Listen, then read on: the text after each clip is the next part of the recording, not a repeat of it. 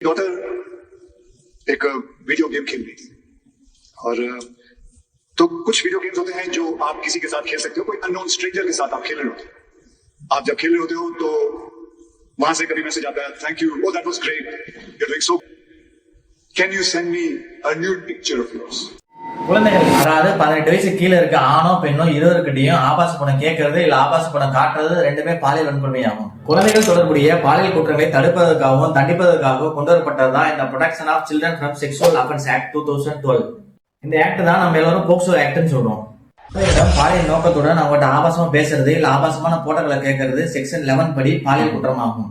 Section 12 படி இந்த குற்றத்துக்கு 3 ஆண்டு வரை சிறை தண்டனை கிடைக்கலாம், இல்ல அபராதம் விதிக்கப்படலாம், இல்ல ரெண்டுமே கூட தண்டனை விதிக்கப்படலாம். குழந்தைகளுடைய ஆபாச படத்தை உருவாக்குவது, வெளியிடுவது அல்லது பரப்புவது இது மூன்றுமே செக்ஷன் 13 படி குற்றமாகும். குழந்தைகளை ஆபாச நோக்கத்துக்காக பயன்படுத்தினா செக்ஷன் 14 படி அவங்களுக்கு குறைந்தது 5 முதல் 7 ஆண்டு வரை சிறை தண்டனை கிடைக்கும். குழந்தைகள் தொடர்பான ஆபாச படங்கள் வச்சிருந்தா அவங்களுக்கு செக்ஷன் 15 படி 3 ஆண்டு வரை சிறை தண்டனை கிடைக்கும். இந்த மாதிரி சம்பவம் நடந்துச்சுன்னா குழந்தைகள் பெற்றோர்கிட்ட வெளிப்படையா அந்த விஷயத்தை சொல்லணும்.